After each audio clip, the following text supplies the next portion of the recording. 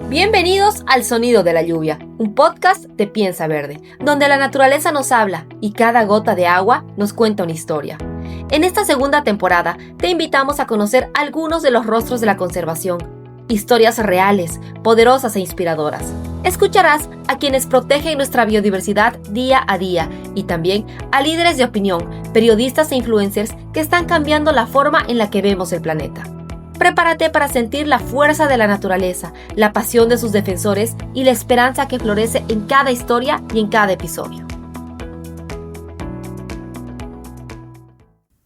Bienvenidos a la segunda temporada del podcast El Sonido de la Lluvia. Muchísimas gracias por estar junto a nosotros y a lo largo de estos capítulos vamos a contar y conocer historias que nos inspiran al cambio. El sonido de la lluvia. Gracias a todos ustedes por acompañarnos en esta segunda temporada, por seguirnos y por estar junto a nosotros. Agradecer, por supuesto, a Laboratorios Bagó de Bolivia, que gracias a ellos estamos al aire para todos ustedes. Agradecer también a todos los socios que conforman la plataforma ambiental Piensa Verde. Hoy vamos a hablar específicamente de conservación. Conservación de áreas protegidas, conservación de biodiversidad, conservación de culturas vivas. Y es por esto que tenemos dos increíbles invitados. Voy a presentar, por favor, a un genio en el tema, en la materia. Nos acompaña Eduardo Forno. Eduardo es vicepresidente para Conservación Internacional Bolivia. Eduardo, muchísimas gracias por estar con nosotros. Muchas gracias, Valeria. Es un gusto estar aquí. Lo de genio creo que es un poco fuerte, pero muy feliz de poder compartir algunas ideas y compartir con ustedes aquí, contigo Valeria, contigo Luciana, lo hermoso y lo valioso que es nuestro país.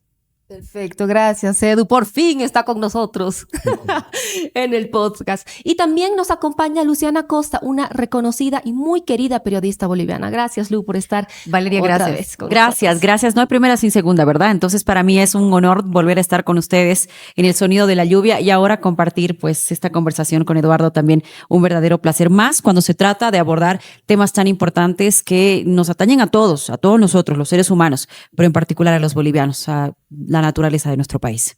Exactamente. Y conservación, que es una palabra muy fuerte, pero que engloba muchísimas cosas.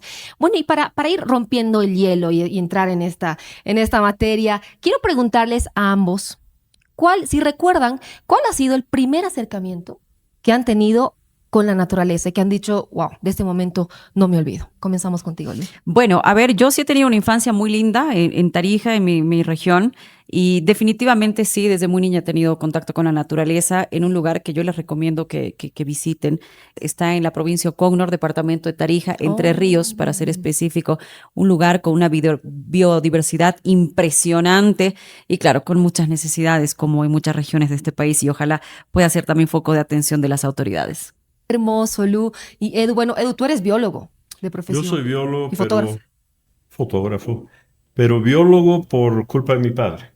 Wow, ¿por qué? Claro, Contanos. mi padre, arquitecto, Ajá. le encantaba dibujar, pintar, Uh-huh.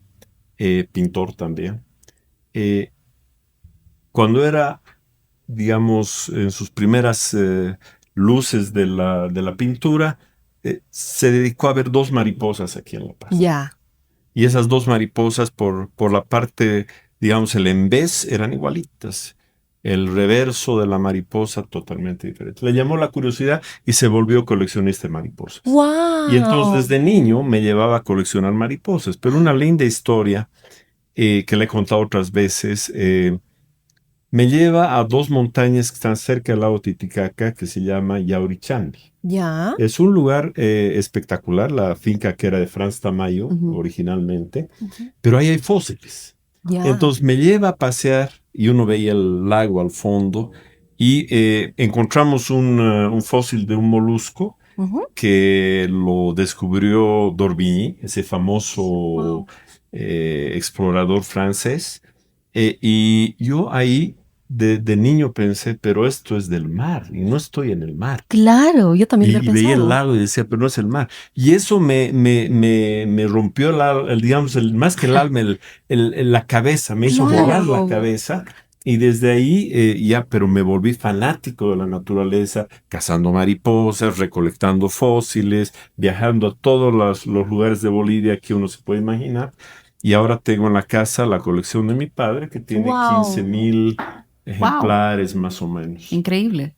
15,000 ejemplares de mariposas en tu casa. Sí. ¡Wow! Realmente increíble historia. ¡Qué linda historia, Edu! Pero bueno, para que todos entendamos y toda la audiencia entienda en palabras fáciles, ¿qué es conservación? Bueno, es una pregunta que puede ser fácil y difícil, ¿no? Lo que hay que pensar es que la naturaleza es esencial para las personas, es esencial para la vida. Tú tomas agua todos los días. Claro. ¿De dónde viene el agua? De la naturaleza. Tú consumes alimentos. ¿De dónde vienen?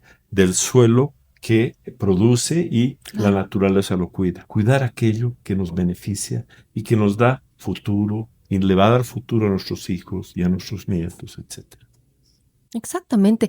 Creo que ahora tenemos una sociedad más despierta, ¿no? A estos temas, igual el tema de los incendios y qué sé yo. Pero, bueno, es muy importante visibilizar estas acciones. Y bien lo decías, Lu, era mi siguiente pregunta sobre el concurso al periodismo. ¿Cómo visibilizamos estas historias?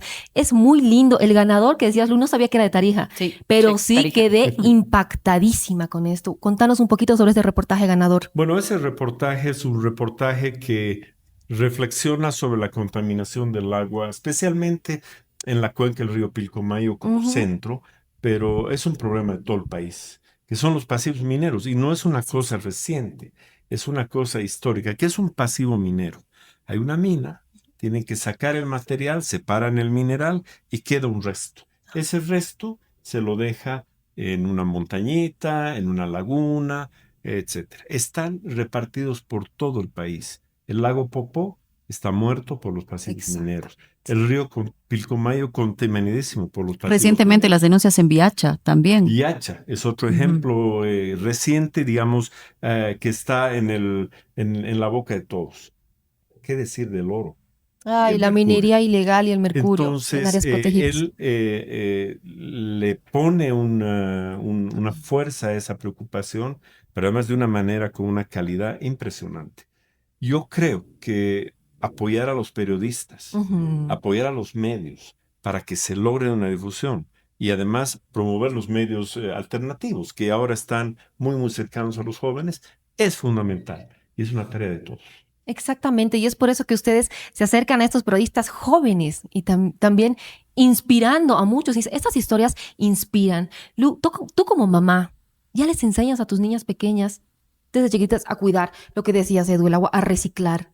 Resalto lo que dice Eduardo, me están enseñando. Ya vienen con un chip diferente y me gusta mucho que también la sociedad está cambiando esa imagen de lo que entendíamos que era cuidar la naturaleza en este país y en este planeta. Entonces creo que ellos son el claro ejemplo de que las cosas se pueden cambiar, evidentemente con una gran esperanza. Tal vez hubiera sido ideal empezar antes, sí, con nuestras generaciones, pero me parece que ellos sí van a revolucionar esto que tiene que ver con nuestra vida, con nuestra conservación y con la naturaleza de este país. Y ahí juega un rol importantísimo la educación, ¿verdad? La educación que se implementa en nuestro país, educación estatal, educación privada, que debería tener un solo fin, y es eso, ¿verdad? Que nuestros niños, que nuestros adolescentes entiendan la importancia de la conservación.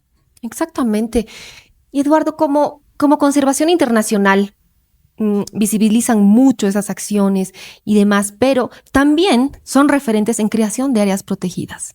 Estos espacios protegidos, ¿nos puedes explicar a todos qué es un área protegida y por qué es importante su conservación? Bueno, es súper importante la pregunta porque existe la idea de que un área protegida es un lugar donde uno no puede entrar, donde uno no puede hacer nada. Esa idea en Bolivia no es el caso. Son áreas donde, por ejemplo, uno tiene que tener agua. Se protege el bosque produce agua y esa agua te llega a la población que está debajo. O se tienen polinizadores, estas abejitas, estos insectos que van a los cultivos. ¿Dónde viven? ¿Dónde se reproducen? En la naturaleza. Se cuida esa naturaleza. Esos espacios, Bolivia ha firmado en la Convención de Biodiversidad un compromiso de tener el 30% del país bajo áreas protegidas. Lo hemos logrado. Sí. Ya hemos logrado el 30%. Wow. Tenemos que registrar todavía, y es un trabajo que tiene que hacer el gobierno, en este caso el que viene, de registrarlo en Naciones Unidas, porque sí se ha logrado, pero se tiene que registrar, se tiene que analizar la información. Eduardo, y aquí entendiendo, y perdón que te corte, la importancia también que puede significar para nosotros como país el tema de los bonos de carbono, ¿verdad? O sea, son recursos que llegan a nuestro país por cuidar la naturaleza, o sea, es maravilloso. Es una lógica de lo que se llama finanzas climáticas. Ya. ¿Esto qué significa? Que uno puede ofrecer como país porque ha reducido sus incendios, porque ha reducido su deforestación, o porque ha mejorado su agricultura, o porque está cuidando la naturaleza, puede buscar una compensación. Hay unas reglas bien complejas, unos sistemas de registro bien complejos. El año pasado ha salido un decreto después de una resolución del Tribunal Constitucional que permite la generación de créditos de carbono. ¿Y dónde se están generando? Los primeros en Charagua. Oh, wow. Y Charagua va a ser uno de los, yo estimo, una de las 10 emisiones más grandes de créditos de carbono del planeta. Y cuando eso llegue, si se hace todo el trabajo bien en los próximos meses, será un beneficio gigantesco para las comunidades indígenas de esa zona y para el cuidado de las naturalezas. Me preocupa un poco porque entiendo que hay sectores muy cercanos a Charagua que se están incendiando. Charagua, el 2019 y 2020 ha tenido más o menos 500 a 600 mil hectáreas de incendios. El 2021, 2022 y 2023 ha bajado a algo que está entre 15 mil y 30 mil. Este año tenemos 2 focos de incendio que están trabajando que todavía no han quemado mucho, porque han habido, gracias a Dios, lluvias. Pero existe el riesgo, estamos en un momento de sequía y un fósforo en el lugar inadecuado te puede arrasar. Y ahí perdemos primero la naturaleza, los animales que viven ahí y la posibilidad de tener beneficios de créditos de carbono. Exactamente. Me acuerdo que en un capítulo de la temporada anterior, que era justamente de incendios, yo hablamos muchísimo de incendios y entendí la gestión integral del fuego, pero nos contaban un dato que es alarmante, que un área quemada se vuelve más combustible. Ahí el experto es Carlos Pinto. Carlitos estuvo invitado en el podcast y él es el que nos dejó, todos camarógrafos, todos quedamos con la boca abierta. Realmente yo no entendía la gestión integral del fuego. No, pero además la dimensión del problema. Totalmente. El año pasado, que hemos tenido los fuegos más grandes de la historia de Bolivia y entre los más grandes del planeta, ha habido un frente en Bajo Paraguay de 300 kilómetros que ha avanzado cerca de 300 metros simultáneamente. Imagínense el tamaño. 300 metros son 3 canchas de fútbol. 300 kilómetros es de aquí hasta más allá de Oruro. O sea, es algo monstruoso. Eso no ha habido ni en Australia, ni en California, en ningún lugar.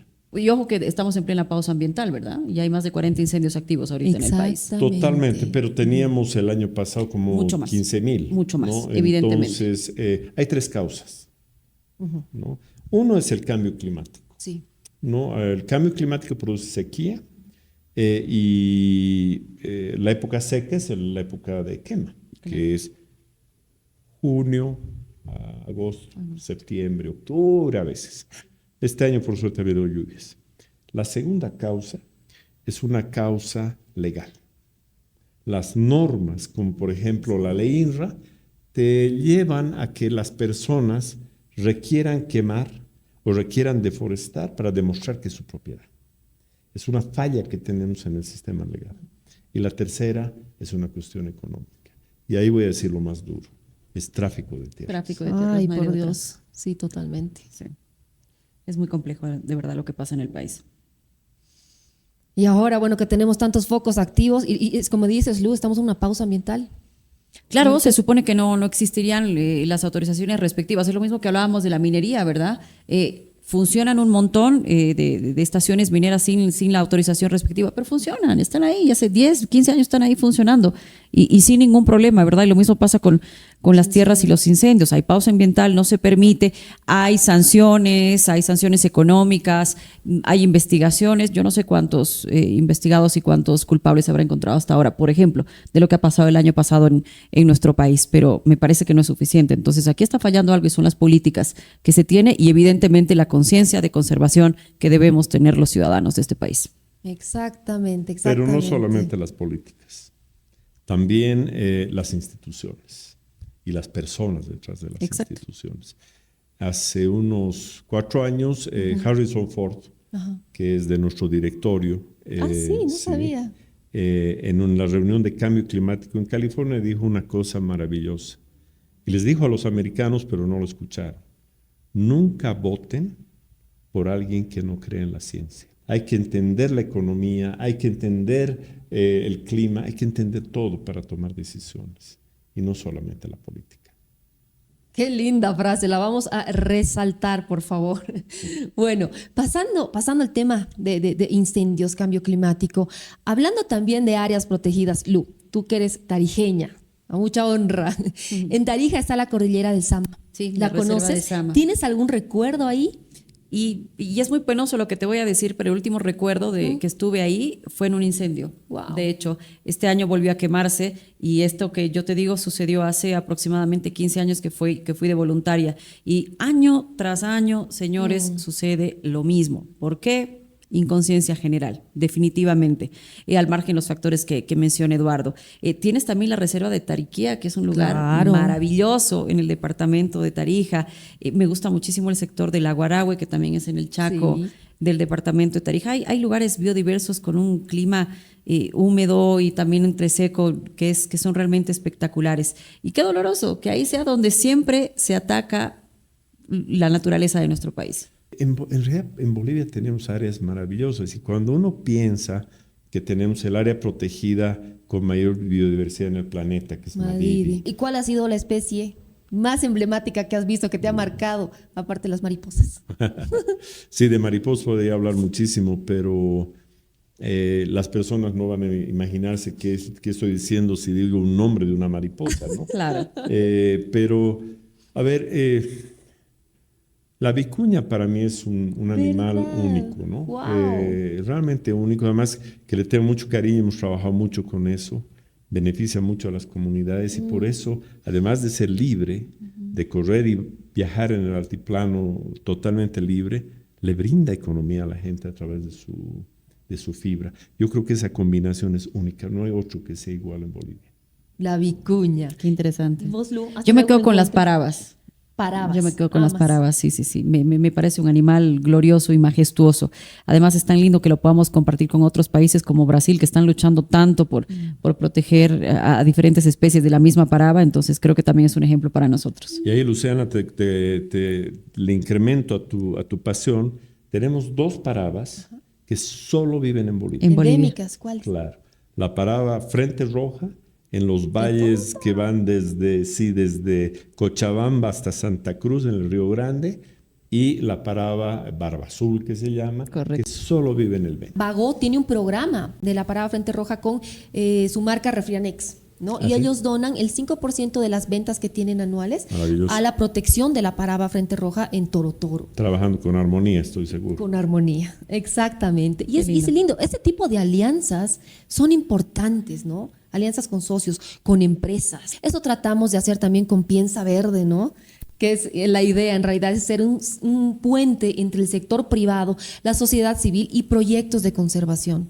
El sueño que teníamos cuando se impulsó Piensa Verde, ahí por la iniciativa de Alfonso Malqui de Conservación Estratégica, era como, voy a ser bien directo, ¿cómo le sacamos plata a las empresas?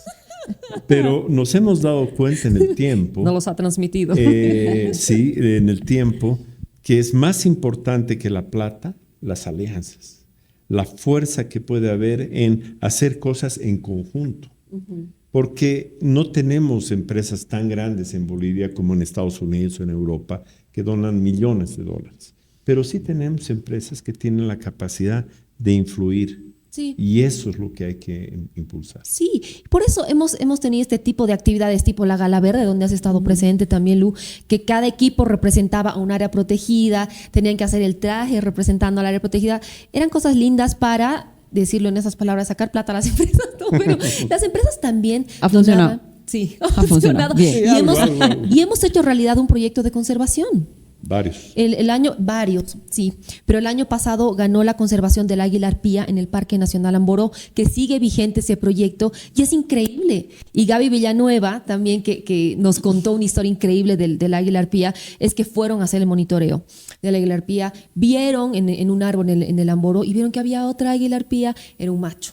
Y fue un poco, digamos, vamos a decir, una película para adultos, ¿no? Y nos ha contado la Gaby del anterior podcast, sí. Y que se dieron cuenta que era hembra y macho. Entonces seguían viendo ellos con sus cámaras y monitoreando, ¿no? Y se dieron cuenta que, pues, hicieron Estaban bebés. haciendo arpitas. que estaban... Arpitas. Hicieron sus arpitas. Y la Gaby, que ella es bióloga, ¿no? Y también fotógrafa, me decía, vale, para nosotros, para los biólogos y los fotógrafos, esto es increíble. Es muy difícil claro, de que lo pueda hacer. estar en el momento, además. Y volvieron un tiempo después, había huevo. Ah, sí, Pusieron eso huevo. ya no sabía. No, escuchaba, pusieron huevo. Ok, Gaby decía, era como una película para nosotros. ¿Cuándo vamos a ir al Amboró? ¿Cuándo vamos a ir? Volvieron después, nació el pichón. Entonces ya era la familia. Claro. Las dos arpías, el pichón, la mamá cuida el nido, el macho va a traer la comida para el pichón. Vieron, así tienen fotos hasta agarrando un mono, el águila macho. Y ahora, justamente por estos días, están Gaby Tavera, que es del Museo Nacional Kempf Mercado, y Gaby también monitoreando. Así que ya vamos a hacer la Hay un programa conclusión. que es maravilloso, el monitoreo que tiene la Universidad de Cornell en Estados Unidos, donde ponen cámaras con transmisión satélite cerca de este tipo de nidos. Y la gente dona porque va viendo, y si quieres ver más, claro, tienes que seguir aportando. Tienes que ir aportando, y tú puedes ver su día, su mañana, su noche, etc. Claro, qué increíble. Se pueden hacer 1000 cosas realmente. Hoy en día, los creadores de contenido, por ejemplo, Claro. los influencers, los jóvenes que hacen como, por ejemplo, Bolivia, una gran nación. Son increíbles. Te cambian la visión del país. Y te cambian y te atraen a los turistas. Porque yo creo que el futuro de Bolivia es un futuro de turismo. Tienes una naturaleza tan maravillosa y eso solo se puede ofrecer si se la cuida, si se la conserva. Definitivamente. Qué lindo, qué lindo. Bueno, ambos mis invitados hemos llegado al final de esta charla. No puede ser. Me quedo con muchas preguntas. ¿Un poquito más? ¿Un poquito más? ¿Podríamos? Bueno, para ir finalizando, he preparado una pequeña dinámica. Hemos preparado con el equipo una pequeña dinámica que es un ping-pong. Les voy a decir una palabra y ustedes me dicen lo primero que se les viene a la cabeza. Águila arpía, ya no mentira. Mentira, bueno. Vamos a empezar con Lu. Lu, Bolivia. Maravillosa. Edu, biodiversidad. Única. Madidi. Realmente único en el mundo, sí. Amazonía. El futuro del planeta. Conservación. Política a implementar. Periodismo ambiental. Fundamental para los jóvenes. Excelente, wow, gracias. No, a ti, vale. Muchísimas gracias a los dos. Quiero de verdad agradecerles a nombre personal y también de todo el equipo por haber estado junto a nosotros en este primer episodio, inaugurando la segunda temporada del podcast El Sonido de la Lluvia. Quiero despedirme de ustedes pidiéndoles tal vez un mensaje final, algo que quieran decir. Bueno, sí, muchísimas gracias. Creo que estos espacios son demasiado importantes que puedan masificarse a través de redes sociales para seguir con esto, lo que estamos hablando, ¿verdad? La conciencia que necesita la gente. Simplemente decirles y presentarles a Bolivia, un país maravilloso, un país biodiverso, un país que sí, necesita muchísima atención de sus autoridades, pero de usted, amigo, amiga, porque en nosotros está el cambio. Gracias, Lu, qué lindo. Primero agradecerte, Vale. Un gusto estar contigo, Luciana, en este podcast maravilloso. Yo lo que le diría a cada uno que nos está viendo, tú puedes hacer el cambio.